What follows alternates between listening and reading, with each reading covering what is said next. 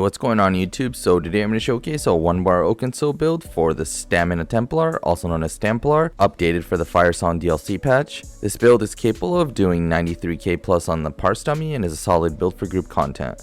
In the initial setup, I'll be using mythics and trial gear, so this is not a super beginner friendly build, but rather more for endgame players who prefer 1-bar builds. Keep in mind that in the closing thoughts section, there will be a gear alternative section to mix and match sets you may have. Please use these builds as a baseline, as there are many viable gear sets and skills in the game to customize how you want to play. With that being said, here's the build. So starting off in the character sheet, I have 64 points in a stamina, and I'm running the Thief Mundus. For the race, we're a Dark Elf. I think Dark Elves have some of the best passives for stamina DPS. For the food, you can run RTM takeaway broth as your primary food. A cheaper and almost just good alternative would be Dubious Cameron Throne. And lastly, if you're parsing or just flat out need more sustain, then Lava Foot Soup and Salt Rice is always the go-to. For the potions, because we're running Oakensoul, we have access to the major buffs that we'd get running weapon power pots. These are Major Brutality and Major Savagery, so we can opt to just run Essence of Stamina. Another good option for some builds might be running Tri-Stat potions, where it gives you Magicka, health, and stamina back. Regardless of whichever potions you choose, make sure you have 3 points in a medicinal use from the alchemy skill line to benefit from the full duration of the potions. So for CP, for the blue tree, we're going to be running Exploiter, Master at Arms, Deadly Aim, and Wrathful Strikes.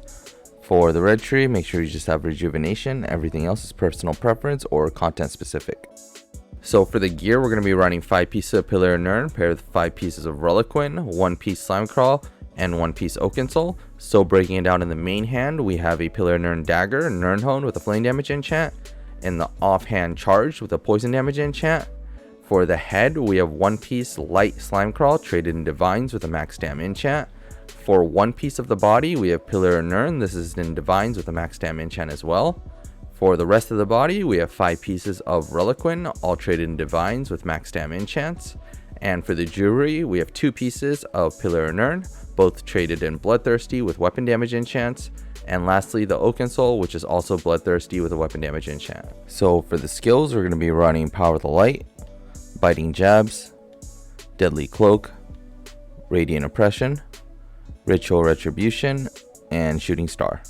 So for the rotation, try to keep up Power of the Light, use it every 6th skill, and make sure it pops and don't recast it early so you get the full damage. For Ritual and Deadly Cloak, just run those dynamically, meaning when they fall off, just reapply. And up until 40%, use your spammable Biting Jabs, and then after 40%, start using Radiant Oppression. Whenever your ultimate Shooting Star is ready, drop that whenever. And lastly, at 40%, drop Ritual so you can keep sustaining your Magicka for Radiant Oppression, and drop all dots at about 10%. And lastly, use Tri-Stat potions to sustain your Magicka.